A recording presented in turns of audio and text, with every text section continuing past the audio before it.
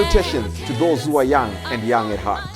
Oremi, Madamfo, Enyi, Salam alaikum, Hola, buena gente, Bonjour, legend, Linja, Dumelang, Murigaboto, Muliwanji, Murigaboto, Makadini, Karibu, Mwakaitawani, Munotambere. Welcome to Blackview SDA online platform. This is a place where your soul will find rest. Did you know every Wednesday and Friday at 6:15 p.m. we have consistent midweek prayers? Not only that, during the day from Monday to Friday, if you need a soulful song, please tune into our platform and indeed you'll find rest for your soul. On Sabbath, which is Saturday, we have services from 8:30 right up to 6 p.m. What do you expect to find? We have got the church at study, Sabbath school, music, it's story time. Even our little ones, the children, will find solace on Blackview online worship platforms. Yes, not only are they going to receive a powerful sermon for them, but including the songs, and they'll sing the songs of Zion in the comfort of your home. Yes, you are waiting for the power hour as we receive the beautiful words, the wonderful words that come from the Word of God. In the afternoon, we have got powerful discussions, not only for the young, but even for the old, as we prepare this journey on this planet Earth before the sundown. Yes, there is a sermon that will usher you into the new week as you listen to God speak to you. What are you waiting for? Tell your friends about it. Don't forget to join us on YouTube and Facebook. Like our page and subscribe to our YouTube channel. God bless you as we meet on Blackview online worship platform. Nobody can stop me. Don't you wanna go? I'm going there. Nobody can stop me. Right leg, left leg, move. Step by step, step by step, I will follow Jesus Christ. Step by step, step by step, I will follow Jesus Christ. Step by step, step by step, I will follow Jesus Christ.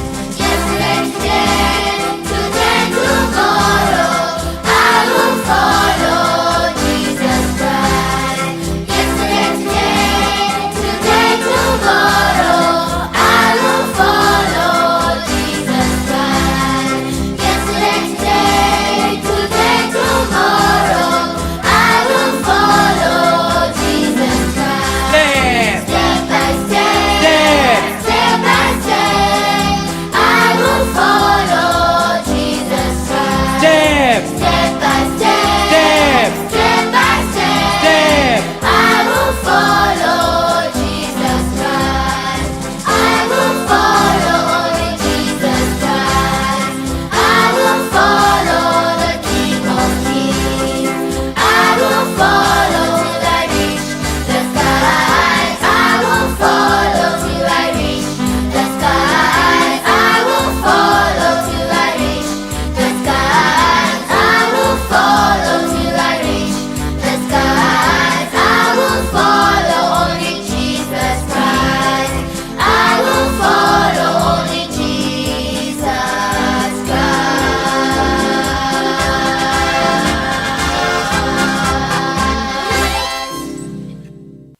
Zakeo akamanya akatambudzika achida kuona Jesu akakwira mumuti achida kuona Jesu akakwira mumuti.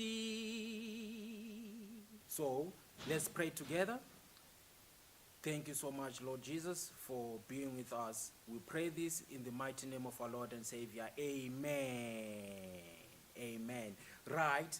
So now we are talking about this short man. Not short boy, but he was a short man. So our sermon title of the day is Praise God. So it happened in Luke chapter 19, the whole chapter. Yes, that's where the narrative comes from. So we see that this short man Zacchaeus, he was a thief, a short man who had money, but that money, that wealth, was coming from thievery. Yes, he was not smart in his dealings. So one day, he heard that there is a powerful, powerful man coming his way. He heard that Jesus was passing, and he thought of, I want to see this man.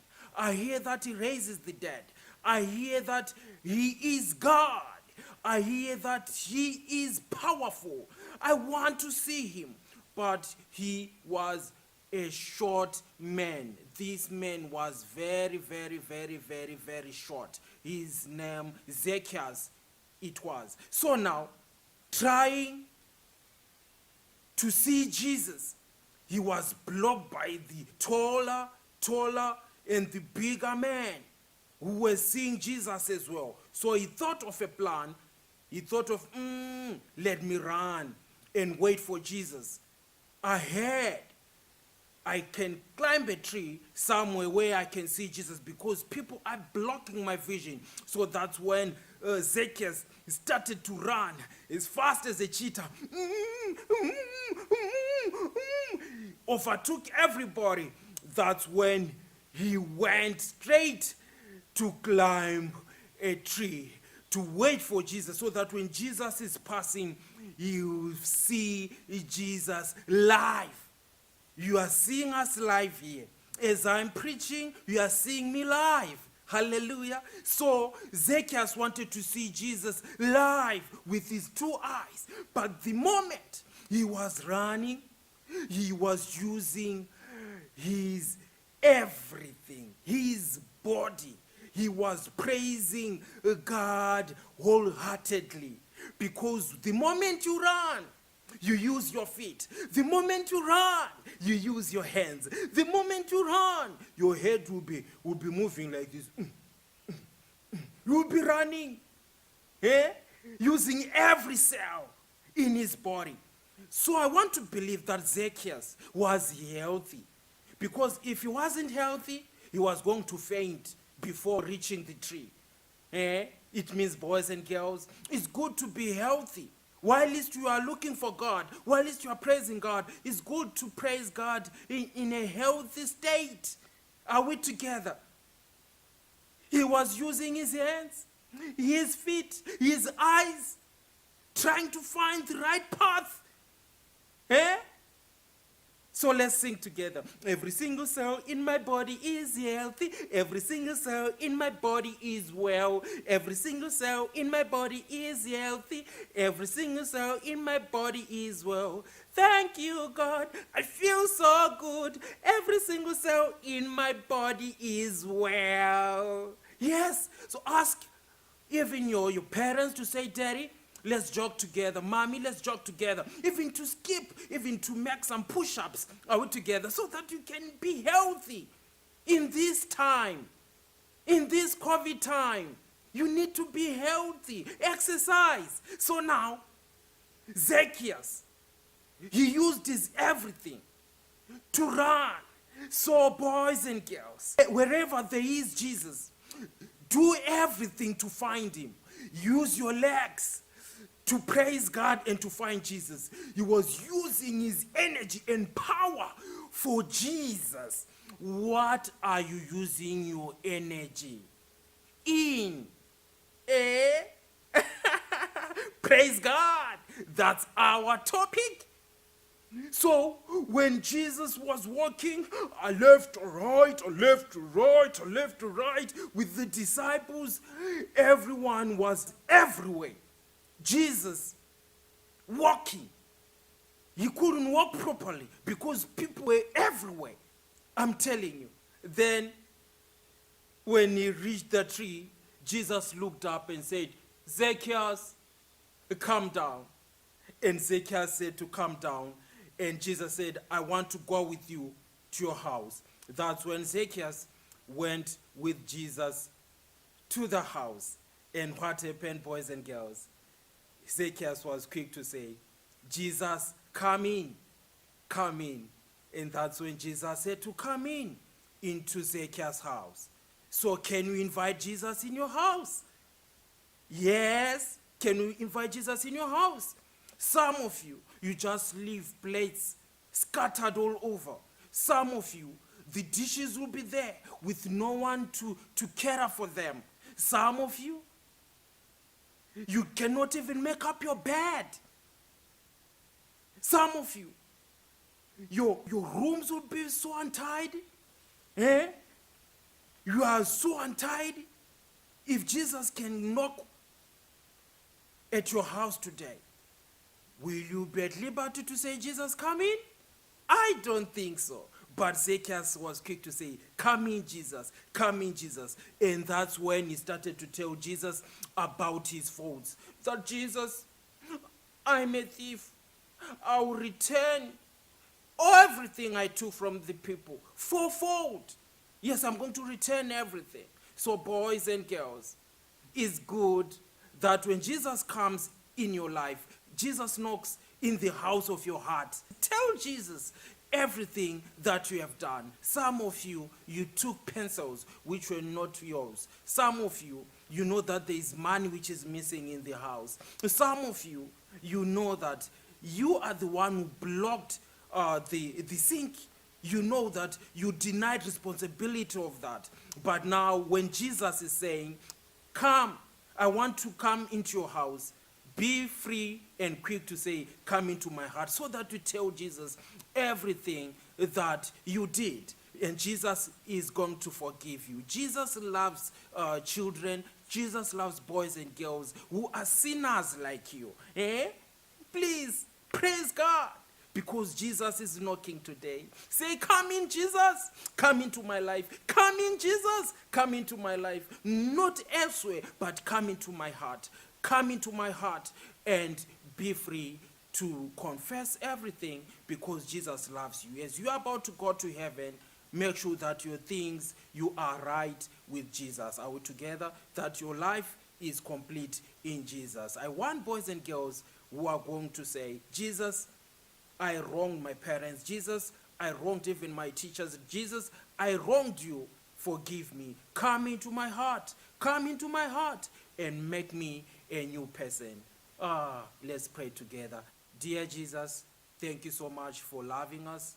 We see that you love us as we are, as boys and girls, and we want to invite you into our hearts. Come in, Jesus, and make us better people. Come in, Jesus, and make us a new people, so that we can be waiting your second coming. In Jesus' name we pray, amen. Into my heart, come into my heart, Lord Jesus, come in today, come in to stay, come into my heart, Lord Jesus.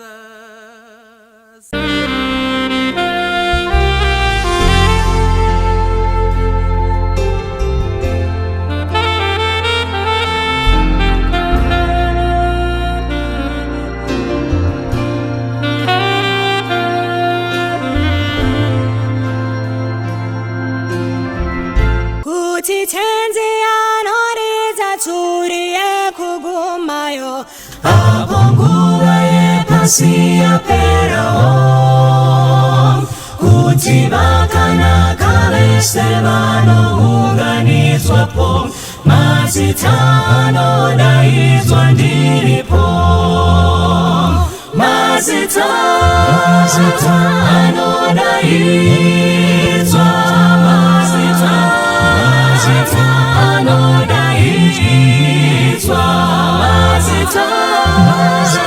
anodaidzwa anodaidzwa kudenga ndiripo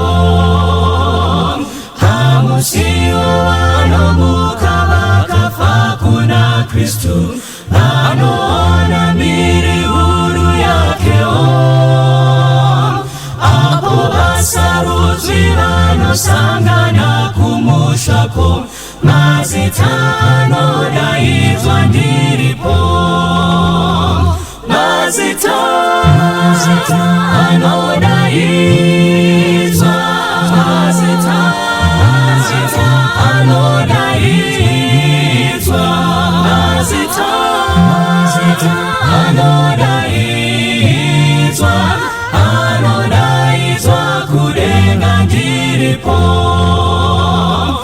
ngatibate basa rake kuti rinozopera, ngatishumaire rudo rwa Mwari.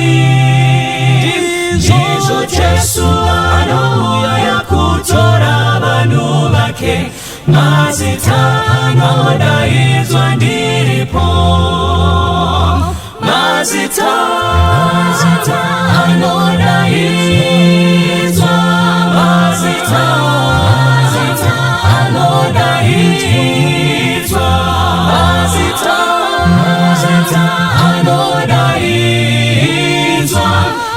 anodaidzwa kudenga ndiripo.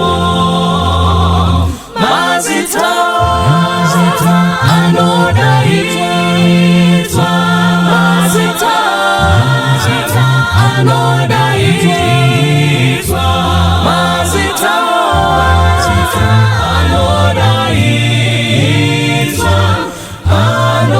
anodaidzwa kudenga ndiripo.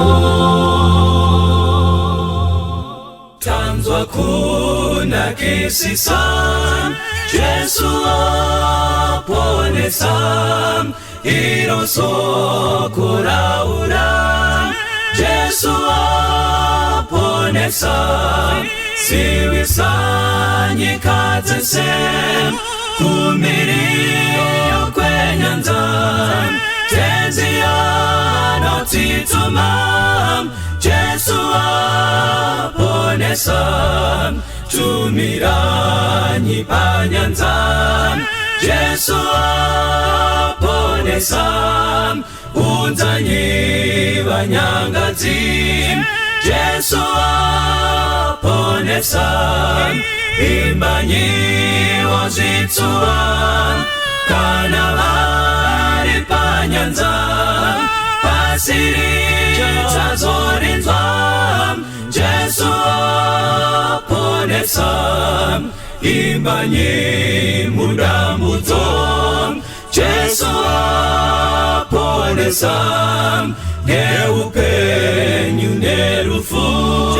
Jesu aponesa, imbanyi nekupfawa, moyo unodamutsa, imiranyi paguva. Jesu aponesa, ipa izwi pamweya.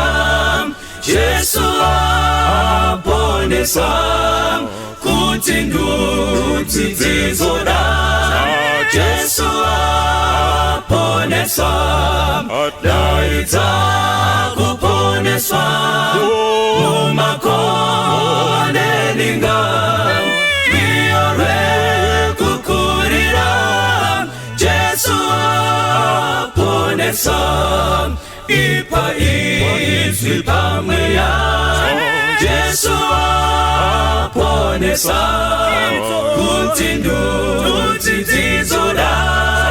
Jesu aponesa, daidza kuponeswa, mumakonde ninga, miore kukurira. Jesu aponesa, daidza kuponeswa, mumakonde ninga, miore kukurira. Jesu aponesa, miore kukurira. Jesu aponesa, miore kukurira. Jesu aponesa. Kwazwai vana vaMwari, toda kutenda Mwari nekutisanganisa zvakare panguva iyo tinodzidza kubva mukati meshoko raMwari. Kana paine nguva yataifana kutsvaka Mwari, inguva ino apo zviratidzo zvenguva zvinoratidza kuti zvava kuzadziswa. Mukati mezuva ranhasi tichatarisa nyaya ine musoro unotiwo tsamba dzaHamani. Ngatinamatei. Baba vanotida vari kumusha wokumusoro kudenga, muzita ratenzi Jesu muponesi wedu, toda kukutendai pakuzarurwa kweshoko renyu Mwari. Taikumbirawo kuponeswa. apo tinotarira nyaya iri kubva mukati mebhuku raEsther. Tipeiwo mweya wenyu mutsvene tikonvhete mashoko atichanzwa huve upenyu hwatinorarama nekugadzirirwa kukuonai muchiuya nembiri yedenga muzita raJesu. Amen. Now bhuku raEsther rinotanga nemutambo unoitwa namambo muMiddle Persian Empire. Mambo vaita mutambo, the queen anorefusa kuuya to dance in front of a nation, kuuya kuzotamba pamberi pemachinda. Then through the providence of God, Esther anokwanisa kuva iye anozoita the next queen after Vashti. But this event is followed by yet another event. The Bible tells us kuti pa chapter 3 pane mchinda ainzi Haman. Hamani mwanakomana wa Hamedata muAgag akapromotiwa na mambo. Apromotiwa na mambo ndobva akudzwa kuti ave mukuru wa machinda ose. Saka zvaitika pa promotion ya Haman, mapackage mapromotion anosiyana siyana. Vamwe vakapromotiwa vanopiwa mota, vamwe vakapromotiwa vanopiwa masekretari, vamwe vakapromotiwa vanochinjwa maofisi ekushandira. But promotion ya Haman yanga ine kamwe kakodi kanga kari mukati mayo kaimupa simba inside the Middle Persian Empire. Let me just remind somebody today, power is dangerous if put in the wrong hands. Haman aifanira kupfugamigwa, reverence kaifana kupiwa, kaiwana pega pega paaipinda nokubuda mukati memasuo. Saka simba iri rinomuita face to face contact with a guy ainzi Mordecai. Airamba aininandi zvekufugamira Haman andite. Saka ndonyaya inotishitsa kutsamba dzaHaman. Tora vashamwari verse ya 1. Shure kwaizvozvo mambo Ahasuveroshi wakakudza Hamani mwanakomana waHamedata muAgag, akamuita mukuru nokumupfuvudza ave mukuru wamachinda ake wose. Zvino varanda vose vamambo vakanga vari pasuo ramambo vakakotama nokufugamira Hamani, nokuti mambo akanga arayira saizvozvo pamusoro pake. Mwari akumburire kurekwa kushoko rake. Thank you Shama. Yeah. Toda kutenda Mwari. Now pandinoverenga bhuku raEsther, kwandiri ndinoverenga bhuku raisafandonge rakanyogwa mukati meshoko raMwari. It's one of the books ratinoexpecta kuti vana vaMwari dai vakateera zvakanga zvatsidzwa naMwari kumashure, vanhu havangadai vasina kusvikirwa nezvavakasvikirwa nazvo mubhuku raEsther. Chikonzero ndechei? Ukanodzidza bhuku dzekwedu Prophets and Kings dzobudisa pachena kuti Mwari vakanga vaita foresee zvinhu zvaizouya kumberi. Mwari akanga aona dambudziko raizowirwa nevana vake nechikonzero chekuramba vachigara pakati pevanhu vasingatyi Mwari. Saka Mwari pamazuva aSairasi achita march in, achita time for end muBhabhironi, Daniel achitanga kuintrodusa kwaari kuti Mwari vakanga vakutokutaura kare kuti uchazopinda uchidefeat the kings and the kingdom of Babylon.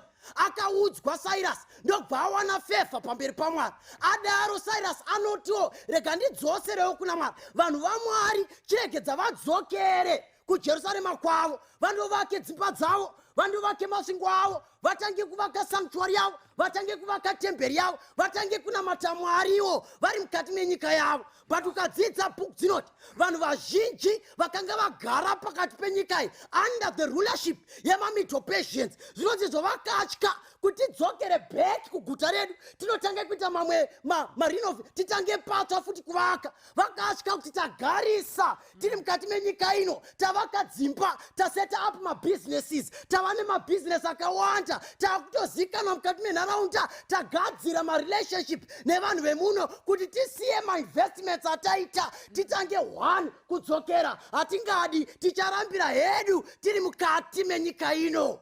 Dzwai vana vaMwari, pamazuva ano atiri kurarama tikacherekedza kune zvinhu zvakawanda zviri kuitika mukati meguta. Mwari zvaari kupa oni kuvana vake kuti kana zvichibvira dai mabuda, for there is coming a crisis isina kujairika. Nyaya yecountry living yaparidzwa kwakawanda. Vanhu vazhinji vanofunga kuti country living is rural living, ndosaka vakaivenga. Havari kuinzwa, havari kuiziva. Kana ikatanga kutaurwa vane majustifications nemaexcuses avanopa. Teererai vana vaMwari, God is much more wiser than men. Mwari ndo vanoona the end from the beginning. Vari kuona kuti zviri mukati menyika ino zvakaipa zvichawira vanhu vangu kana vakaramba vachigara mukati meguta. We must warn the cities, but we must warn them tichibva from the country tichinopinda kunoparidza. Mwari anoona vana vaMwari. He sees zvose zviri kuitika pasi pezuva. Each and every single second, every minute and hour yakarekodwa mukati mepfungwa dzake. Mwari vanoona, Mwari vanoziva, Mwari vakachenjera.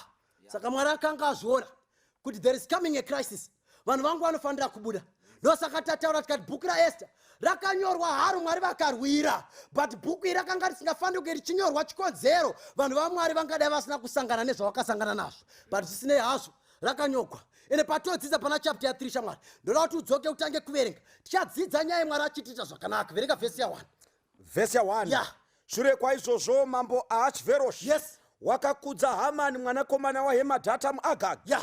Akamuita mukuru nokumupfuvudza ave mukuru kumachinda ake ose. Right. Zvino varanda vose vamambo vakanga vari pasuo ramambo. Saka Hamani wakatanga apromotwa naHasaras kuti agone kuzoexercise simba rake. Haigona kuexercise power rakanga asina kupiwa. Ahasaras ndiye wakanga achitungamirira maprovinces akawanda. He was more like a world wide power raitozivikanwa. Saka pakupa Hamani masimba, Hamani akadhone, Hamani akapiwa simba raigona kuzota kuti asvike pakunamatwa, asvike pakupfugamirwa. Dzwa vana vaMwari, paunoverenga kuna zvakazarwa chapter ya 13 ukanoburika nayo uchibva pavhesi ya 2 inobudisa pachena kuti kune chikara chichapiwa simba with the great dragon. Icho chachigone kuexercise power nhasi chakamirira kuti chikapiwa simba chigone kumanikidza vanhu. Right now as I'm speaking, nzira iri kuzarurwa kuti kana zvichibvira vazhinji vagone kusiya Mwari, kana zvichibvira vazhinji vagone kutsauka panzira dzaMwari. It is just waiting for a certain time. Ndosaka chinyora 2 Thessalonians chapter 2 verse ya 3 Pauro noti musavhundutswa nemunhu kana tsamba dzikabva kwatiri, nekuti nguva yacho haisati yasvika chikonzero. Kune mwanakomana wokurashika anofanira kutanga aonekwa. Kana azovonekwa, tarira muchina ndopa achazotsemura gore. Iko zvino as I am speaking, there are just some hindrances, but zvinhu zvose it's in the order. Zviri kugadzirira kuti power ripuwe vamwe vanhu kuti kana zvichigoneka vagone kumanikidza vanogara panyika. Right now as I'm speaking, zvinhu zvingori mumashelfu zvakangomirira kuvhomorwa. Iko zvinozi ndonguva yekugadzirisa ukama naMwari. Iko zvinozi God is allowing himself kuti kana zvichibvira ndigone kudurura mweya wangu pavanhu, vanhu vangu vagone kupedza shoko. Mwari vari kutsvaka mumazuva ano ekupedzisira vachirebesa nguva nemikana kuti if possible vanhu vagone kuona Mwari. Saka pandaidzidza nyaya iyi ndakazvibvunza ndikati Ahasaras akaita seiko? Akanga asingazive here the kind of seat and authority aipa? Nekuti kumashure kwavo mumanations mazhinji kwainyorwa anonzi mabook of chronicles airekodha mabasa akaitwa emadzimambo. Akanga asina kuverenga here Ahasaras pakambozamiwa naDharius kumanikidza vanhu vose kuti vamunamate, asingazive kuti kune mukuru muchinda anogara pamusoro pesimba rose. Zvikati paakazama kuvamanikidza, Dhanieri akaonekwa achinamata rutatu pazuva achinokandirwa into the lions den. Zvinonzi Dhanieri kunyange zvakadaro shumba hadzina kumudya. Dharius akadzidza chidzidzo kuna Mwari anokontrola mabasa ose ari kuitwa pasi pezuva. Haana kudzidza here Ahasaras. Ko zvinozvi kune zvimwe zvinoitika mukati meupenyu hwamwe. Mwari zvaari kuexpecta kuti tidzidze. Vamwe vanhu pavanenge vari bhizi kuita upombwe vachibatwa nekunyadzwa machechi bhodi, vamwe vari kuramba vachitosimba nekuoma mwoyo, vamwe pavari bhizi kubatwa madhiri akaipa, vamwe pavari kubatwa macorruption nefraud nebribary, vamwe pavari bhizi kubatwa vachipinda majere. Iyo ndo pavari kutosimba kuita zvakaipa. Uri Ahasaras hausi kuona here zvakaitwawo kumashure? Dzidza pane zvekare zvakaitika. Ahasaras haana kudzidza, akapa in ignorance, akangopa simba asina kucherekedza. Ahasaras zvinonzi achipa simba iri kuna Hamani, Hamani haana kumira. Uyo venge vhesi ya 2 shamani. vhesi ya vhesi ya 2 come on. Yeah. zvino varanda vose vamambo vakanga vari pasuo ramambo Yeah. vakakotama nokufugamira Hamani Yeah. nokuti mambo wakanga arayira saizvozvo pamusoro pake. saka simba parakapiwa kuna Hamani Yeah. rakamusiya pasiti neauthority kuti kana zvichibvira vanhu vose vamunamata mumazuva okupedzisira simba parichapiwa kuchikara. Every person is going to be involved. Chichamanikidza vose vakuru navaduku vakapfuma nevarombo vakasungwa nevakasununguka hachisarudzi whether ureceive servant kana kuti business owner chinomanikidza vose. Zvinonzi Hamani expected Paul kuti areverenswe navanhu vose. Kune vanhu vanofunga kuti kana iye hake achingonwa doro asinganetsane nevanhu saka ari right, saka naMwari kana akafa kudenga anoenda. Ndozotaura vamwe katomubvunza saka iwe ukafa unoendepi, anoenda kudenga. Vazhinji ndozvaunotaura. Vanofunga kuti Mwari paakagara right now ari kugamuchira vanhu vose. Vanhu vazhinji vakanyepekwa. Ukafa unoenda kumusha, ukafa unoenda zvakati. So they live reckless lives. Havana basa nezvi zvinoitika mukati meupenyu hwavo. Bhaibheri shoko raMwari kuti vose vanomanikidzwa. Everyone is going to be forced. The right now is making its way. Zvikanzizvo varanda vose vakamanikidzwa. Chinomanikidza vose vakuru navaduku vakapfuma hachina ndava vakaita sei. Vose they are placed under the power inoitwa nemuchinda.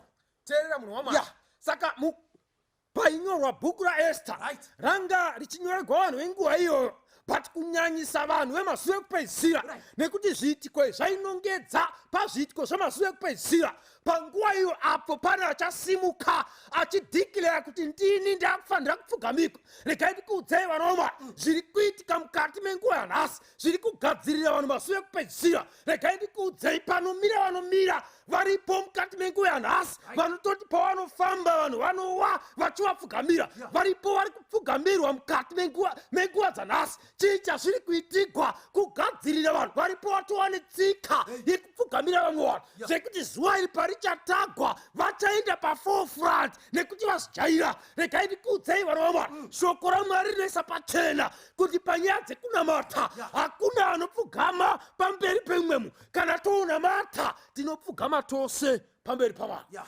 Even nerimwe ndiramazuva Koniriasi unozviita kuenda kunopfugama pamberi paPita, but Peter akamudzivisa akati wakafanira kupfugamirwa ndiMwari. Kana tounamata anopfugamirwa ndiMwari. Mufundisi vanopfugama, bishop vanopfugama, rabhauma vanopfugama, munhu wose auya kuchechi kana yangu yekunamata tinopfugama nekuti pamberi paMwari the ground is level. Ndosaka Bhaibheri chitiro usazviitira mufananidzo wakavezwa wechinhu chiri kudenga kumusoro kana chiri pasi munyanza. Usazvipfugamira kana kuzvishumira. Nerimwe ramazuva Johani akatya madzwa nengirozi yadzikabva kudenga muvhizheni yake. Zvino dzine Bhaibheri akawira pasi kuti ndimupfugamire ndimunamata. Bhaibheri rinotiro akachimbidza kumusimudza akati regedza kudaro. I am a servant together with you. Worship God. Mwari ari kutsvaka vanhu vanonamata iye badzi, haasi kutsvaka vanhu vanonamata vamwe vanhu. We are all being prepared. Panenge achipfuura muprofita so vanhu vachiwira pasi so they are being prepared. Uye uverenge vhesi ya3 shamari. Asi Modhekai haana kukotama kana kumupfugamira. Ipapo varanda vamambo vakanga vari pasuo ramambo vakati kuna Modhekai, iwe unodarireiko murayiro wamambo? Zvino vakati vataura naye mazuva ose. Saka pane vamwe vakanga vachipfugama pasi. When all other servants were kneeling down, kwakanga kuine mumwe muchinda akawanikwa akamira asingapfugami. Ende ndoida nyaya iyi, Modhekai haana kunotiza kuseri kwemukoto, haana kunotiza kuseri kwemuti, akamira pachena without hiding his colors. Kuna vamwe vanhu ko zvinozvo vanda kuvanza kuti vanopinda zvakati. If they are Seventh-day Adventists vanda kuzvivanza nekuzviviga. Pavanenge vasvika kana kuti pari kurohwa makuva havari kunyatsobudisa pachena zvavanotenda. Vamwe havabudisi pachena kuti isu hatipfeke mapfekero aya, isu hatidyi madyiro aya, isu hatitauri matauro aya, nziyo idzi hatikone kuteerera chikonzero. We are a certain group of people. We bow down to no man. We know no fear but the fear of God. Zvikazi Modhekai akaramba akamira, haana kutombotya, haana kuvhunduka. Ndo simba ri kutsvakwa nevanhu vachararama mumazuva okupedzisira. They must have a fearless character. They must stand boldly. Vachitaura pachena, hatityi chiro kunyange zvakaipa zvouya. We are going to do right because it is right. We shall live the consequences with God. Hativhundukizwa. Mukati pinda mujere tichapinda. mukati tichatorwa mabasa ngaapere mabasa acho, kana ari mapromotion achadhiritswa muupenyu hwedu, kana uri chikafu chiri chikafu chichabviswa pakati, kana dziri mbatya, kana whatever you shall do, we shall stand with our God. Kadzi Modhekai akamira asingavhunduka asingatyi. Vhesi ya 3 zvikanzi ipapo varanda vamambo vakanga vari pasuo ramambo vakati kuna Modhekai, iwe unodarikireiko murayiro wamambo? Pari kubvunzwa mubvunzo, pane murayiro uripo. Yes, of course, ndiye umari wenyu, but kune uyu wamambo wakaiswa unofanira kuti ugone kuchengetwa. Mumazuva ekupedzisira, there's going to be an introduction of another law than the law that we know. Kuna mitemo right now yatakapiwa naMwari yatinofanira kuti tigone kuchengeta, but mumazuva mashoma anoteera vanhu vazhinji they are going to get an introduction yemutemo wavasingazivi. Ndosaka vazhinji vaweko zvinozvi mukunamata havagone kupa a stand fast reason why vachinamata munamatiro vanoita. Ukavabvunza vanongoti ndo zvatinoita kuchechi kwedu, ndo zvatikakura tichingoita. Havagone kupa a fixed zviri kuti prepare zvose for one great law ikuya. Pane nyaya inotityisa. Vari kutaura zvemurayiro wamambo, but havasi kutaura zvemurayiro wamambo wamadzimambo naishe wamadzishe, anova Mwari agere pachigaro, anotonga kwete nyika imwe chete, asi pasi rese. Anoti kana achinge ataura hakuna unorwisana nezvaataura, asi vari kusimudza murayiro wamambo. Mukati menguva dzanhasi vanhu vari kukoshesa murayiro wamambo kupfuura murayiro waMwari.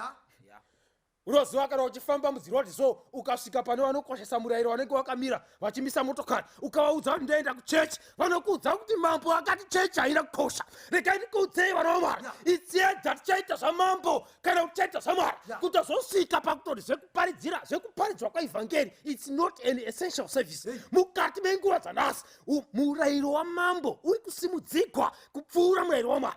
Asi regai ndikuudzei, nyika ichapfuura nemadzimambo ayo, nyika ichapfuura nemirayiro yayo, asi chinosara kuenda kudenga. Ende pfungwa yacho haigumiri ipapo. Pane vanotozosvika pakuisa mirayiro yavo muchechi. Chechi inoconcentrata nemurayiro yakataurwa nevanhu, matheories evanhu, pfungwa dzevanhu, ichisiya murayiro waMwari. Zvese zviri kugadzirira vanhu pamazuva ari mberi vanokoshesa murayiro wamambo nevanokoshesa murayiro wemunhu at the expense yemurayiro waMwari. Asi mukati menguva yanhasi kana iwe uchitenda Peter nerimweni ramazuva anoti zviri nani kuteerera Mwari pane kuteerera vanhu, nekuti Mwari ndiye muridzi wedenga, Mwari ndiye anopa upenyu, Mwari ndiye muraramisi, Mwari ndiye muridzi wezvinhu zvose. Saka murayiro waMwari ngausimudzikwe, mirayiro yevanhu ichidzikisika. Saka bhaibheri riri kutiro panapa, hanzi vakazama kutaura naye mazuva mazhinji. Ukadzidza bhuku dzekwedu Great Controversy dzobudisa pachinoti mazuva aya pachange pachipreswa pavanhu mutemo wamambo, hanzi vanhu vazhinji vachapuwa mapromotion kumabasa. They shall be offered mari huru, vachapuwa kuti tichagona kuti business rako rifambe zvakanaka, but kana ukaramba tichabvisa business, they are going to be given promotions. Vachazama kutaurwa navo, but still they shall not forsake the Lord their God. Havangagone kurasha Mwari wavo. Uyo verenge shamari tidzikene kuchimbidzira vhesi ya 3. Ipapo varanda vamambo vakanga vari pasuo ramambo vakati kuna Modhekai, iwe unodarikireiko murayiro wamambo? Zvino vakati vataura naye mazuva ose iye achiramba kuvateerera, vakaudza Hamani kuti vavone kana mashoko aModhekai angava nesimba, nokuti wakavaudza kuti iye muJudha. Saka vaida kucross checka kuti nyaya yako iyi chirega tiiendese kumukuru wacho akadzikisa mutemo. Tichagona kuti kana tichibvira, we want to see kuti zvichaita sei. Saka ndo paunoona dzimwe dzenguva unogona kungodzingwa basa so pasabata otonzi basa rapera, vari kuda kuona kuti uchaita sei. How are you going to react?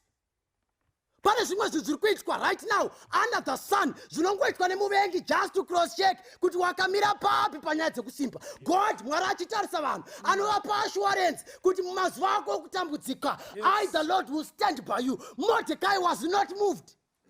Katanda basa remutemo wamambo. There is a law that stands and abides above every other law. Zvikanzi zvakavapindura kati haikona hakuna chamunoziva. Inini Mordecai, I am a Jew. Ndopandoda apa ndopane nyaya dzose apa. Mordecai haana kumbopa explanation kuti kuchechi kwedu tinoita zvakati, kuchechi kwedu tinozodai. Akangovaudza kuti ini ndiri muJudha. Vanhu vakabva vatoziva kuti maJudha anoita nezvei. Ukazoidzikita kuzasi, Hamani haana kunobvunza Modhekai kuti sei usina kundipfugamira. Akanoita research yake oga. Nekuti akanga anzwa zita. Unoziva zita rinotaura zvose pamunhu. Munhu anonzi Fatso nemunhu anonzi Farai vakasiyana.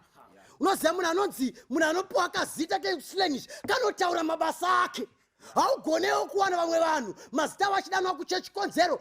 Nyaya yezita rako rinongotaura zvauri. Kana uri munhu wekutsotsa vanhu unongopiwawo zita rakarerekera ikoko. Zita rekuti muJudha raivhundutsa nekuti vanhu vakanga vachiziva zvakanga zvaitwa naMwari wevaJudha kuti past. Saka ngonzi ndiri muJudha. Vakabva vatoziva kuti ndo maJudha yaya naDhanieri. Ndo maJudha the 3 Hebrew boys vakanetsa in the Babylonian Empire. Ndiwo kaya vanhu vatinoziva vakanga vachiziva just by the name. Noziva zita redu so rekuti Seventh Day Adventist so ringori it's a peculiar name so ndosaka murandakadzi achinyora Selected Messages book 2 anotaura pa page 384 paragraph 3 anoti we are Seventh Day Adventists. Are we ashamed of our name? No, we are not. It is the name that the Lord has given us, which is to be nothing but the test of the churches. Zita redu rokutoti Seventh Day rinotosiya vamwe vanhu vachidedera. Ndimi kama holier than thou. Masavati takuzivai, the name itself inofana kutaura the characteristics evanhu vari kudanwa nezita iroro. Kutoti muJudha zvaitaura zvese. Uyovengesha marunzwe pamberi. Teerera chizuru. Right. Now nyaya iri kuitika panapa iri progressive. Right. Modhekai haana kutanga nekungosvitswa kuna Hamani. Kunonzi machinda yavakaita madays vachitaurirana naye. Right. Mumazuva okupedzisira pressure yekubva pana Mwari haitange nedegree, ichatanga nekumabasa kwatinoshandira. Hauoni here kuti ndiwe wega wakasiyana nevanhu? Hauoni here kuti ndiwe wega une kamupfekero kako? Hauoni here kuti ndiwe wega uri kuramba kuuya kuzoshanda neSabata? Hausi kuona here kuti ndiwe wega? Teererai vana vaMwari, Satan will make sin so popular to the extent yekuti vanhu vachatanga kuita evangelism yekukokera vashoma vasara vakamira pana Mwari. Chapter ichitaura iri kuti all the gods vakanga vari at the gate vakamira on the side of the king, vakamira on the side of Haman, vakati tichafugamira Haman. But thank God, the Bible says kusara kwa Modhekai. Modhekai akaramba akamira kuside kwa Mwari. Zvakazarurwa chapter 13 pavesi 8 yoti vose vanogara panyika vachachinamata. But thank God, it's not all the world that shall bow at the feet of the devil. It's not all the world that will obey above the laws of God. Vanhu vari mukati menyika vachamira kuti isu takutevera nyika, but a remnant shall stand on the side of God. Paul achinyorera Timothy oti teerera chikomana Timothy, Himeniona Fireto vakanetsa, but let me remind you of this truth: the foundations of the Lord stand sure, having this seal. The Lord knows them that are his. Mukati me crisis, when the laws of the land are mounting pressure kuvanhu vaMwari, Mwari anosiva vanhu vake. The Lord has a people. The Lord has a nation. The Lord has a commandment keeping people, the Jews. This time tine maJews mukati menguva yatiri kurarama. Pane maJudha enguva ino vanoziva usava nevamwe vaMwari kunze kwangu, vanoziva usazviitira chifananidzo chakavezwa. Mabhengo vanoramba, mvura dzemuteuro nematombo vanoramba, nokuti vanoziva kuti vanochengetwa naMwari. Havarambi izvozvo chete, vanoramba even kuchengeta Sabata risiri Sabata. They say we will keep the Sabbath of the Lord. Unoziva ka ndiri kutaura nevasavadhi enguva yanhasi varipo vari muchechi nekutoti vanotoudzana kuti iwe munhu wese ndo zvaari kuita. Rega ndikuudze munhu waMwari, pano tiri kudzidza pamusoro paModhekai wakagona kumirira Mwari. Even pamazuva aNoa, Noa akaramba akamira. Pamazuva aBhurahamu akamirira Mwari. Panguva imwe neimwe varipo vanomirira Mwari, varipo vari kutadza asi vari kudivira Mwari varipo. Haikona kufunga kuti munhu wese ari kuita izvozvo. vari pano totaura kuti mazuva ano even muchechi hamusisina mandate. Rega ndikuudze mudikani, kana iwe usisiri taura kuti ine handisi, vanomirira Mwari varipo. Haikona kutaura kuti madzimai echechi haachanamati. Taura kana ari wako asikanamati. Ita kuti mai wekwangu haanamati. Vanomirira Mwari varipo. Haikona kufamba uchitaura kuti maeridhesa ane masmall house shamwari varipo asina, isu tiri pano hatina. Vanomirira Mwari varipo. Haikona kufamba uchitaura kuti everyone is doing it. Vanomirira Mwari varipo. Haikuna kutaura kuti hakuna anotora chitambi pasina fraud. Vanomirira Mwari pamazuva ecorruption varipo. Haikuna kutaura kuti kana wakrosa pabhodha usina kudeclare wofamba uchitaura kuti munhu wese ndozvaanoita. Vanomirira Mwari varipo. Pamunofamba muchita makuhwa muchita hakuna munhu asingabaiti, vanomirira Mwari varipo. Pamunofamba makagegwa mamohoko muchiti nemuchechi zvavamo, vanomirira Mwari varipo. Verse 4. Zvino vakati vataura naye mazuva ose, iye achiramba kuvateerera, vakaudza Hamani kuti vavone kana mashoko aModhekai angava nesimba, nokuti vakavaudza kuti iye muJudha. Zvino Hamani wakati achiona kuti Modhekai haakotami kana kumufugamira, Hamani akava neshungu kwazvo, asi wakashorora kuuraya Modhekai oga, nokuti wakanga vamuzivisa rudzi rwaModhekai. Naizvozvo Hamani akatsvaka kuparadza vaJudha vose vakanga vari paushe hwose hwaAshveroshi. Saka kwakuri kururama kwaModhekai.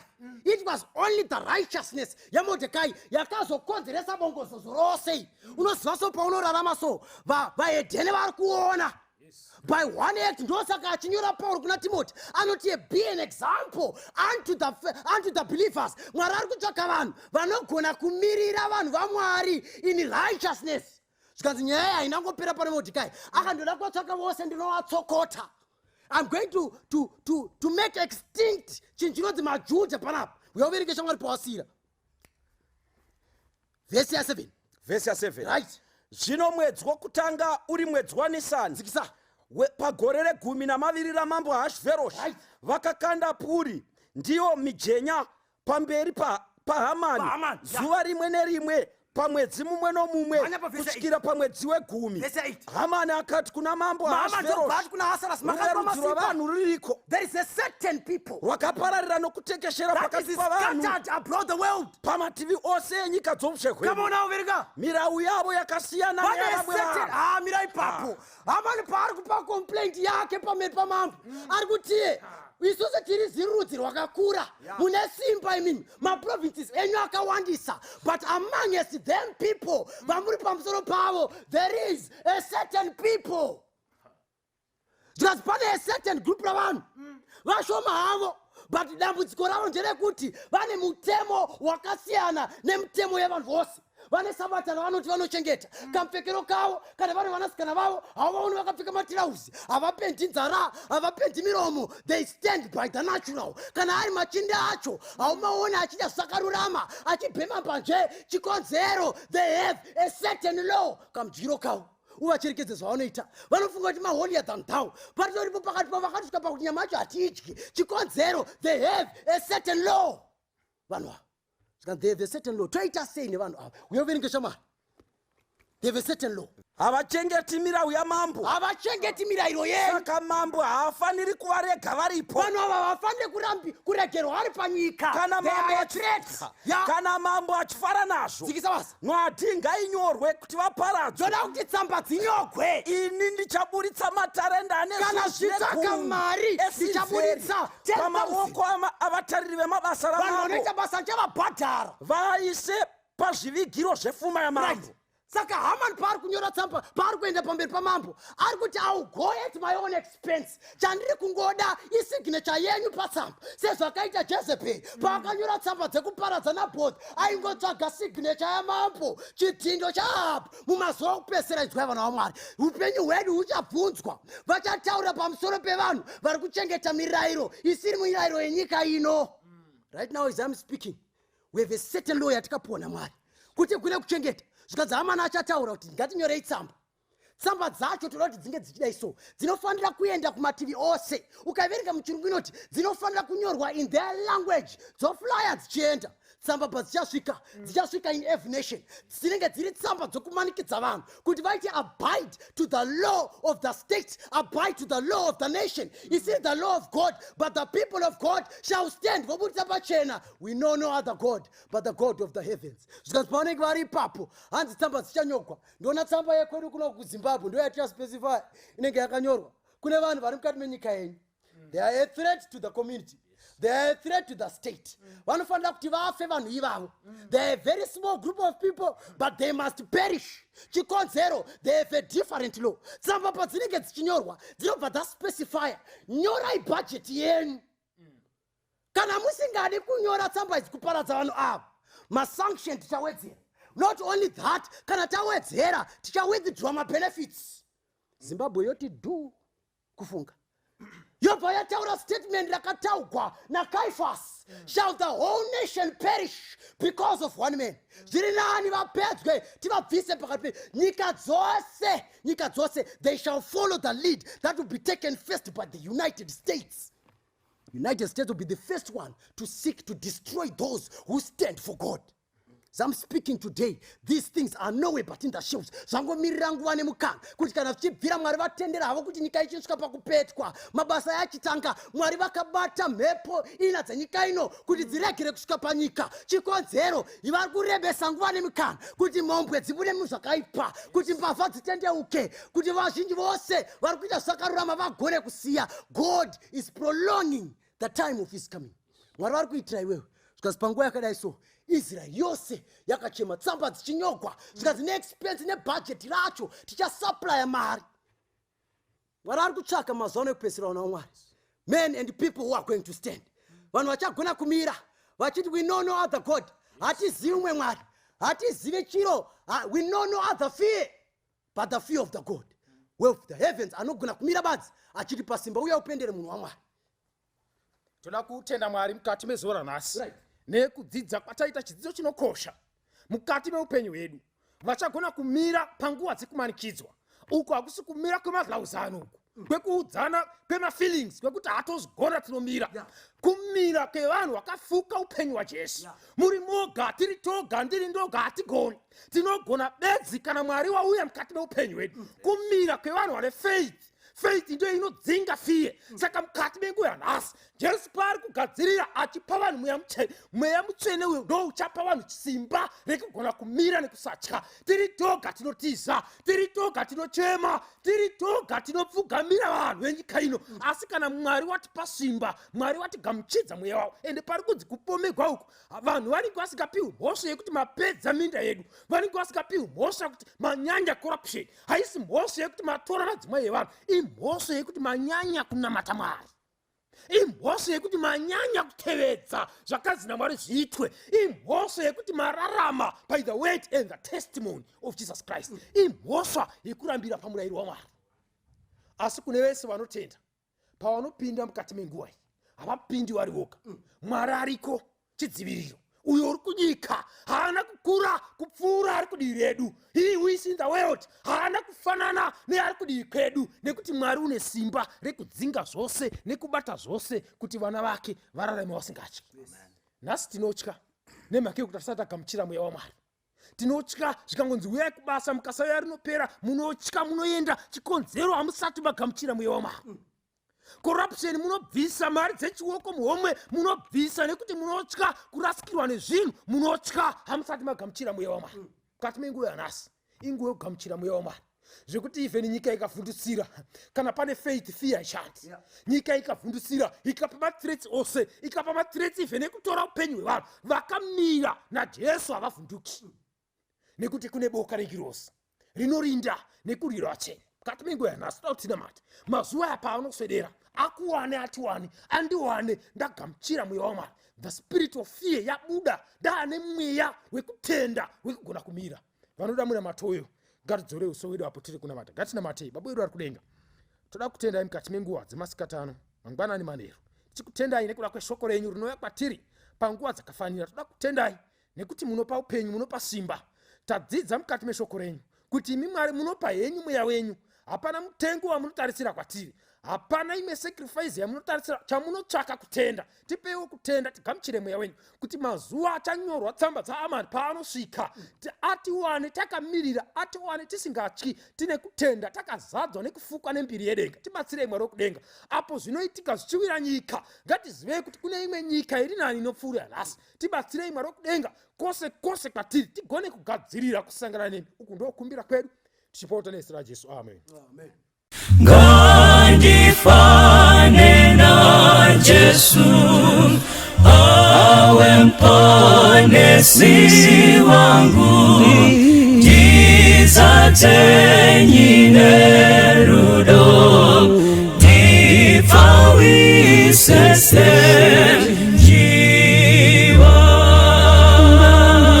Ngandifame sa Jesu murwendo rweri pasi, tiri murombo mweya, karaine nimponesi. Kana achinzwa shiri zimwe dzichiputika, atiitire mutsa ngedi anondizwawo, anonditungamira nekundiregerera, ngandiitwe mutsvene, karaine nimponesi.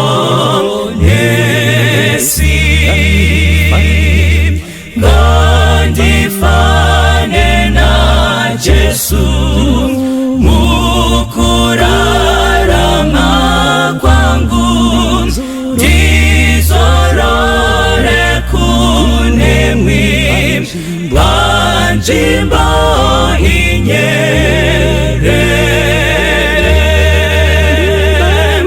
Ndibarwe patsvaini nerudo rake Jesu, ngandiwe nerutendo, karaine nimponesi. Ndibarwe patsvaini nerudo rake Jesu, ngandiwe nerutendo, karaine nimponesi.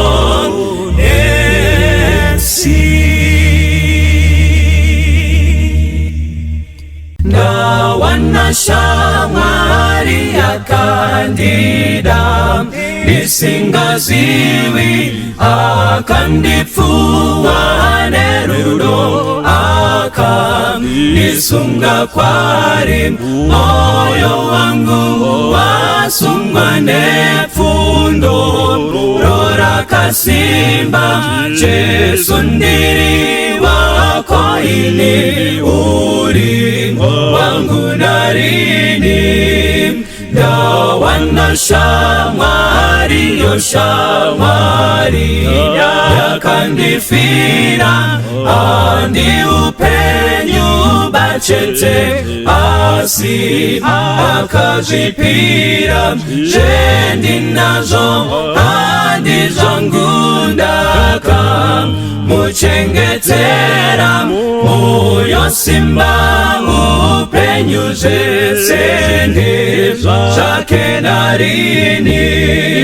Ndawana shamwari akapiwa masimba ese, kundichengeta munzira inoenda kudenga, mbiri iri kupenya yokuti indisimbise, ngandirinde ndisewenze pamberi ndozorora ndawana shamwari inemutsa idine rudo ndimutungamiri kwaye ane zero nesimba kuna iye anondidandino wana masimba korufurunga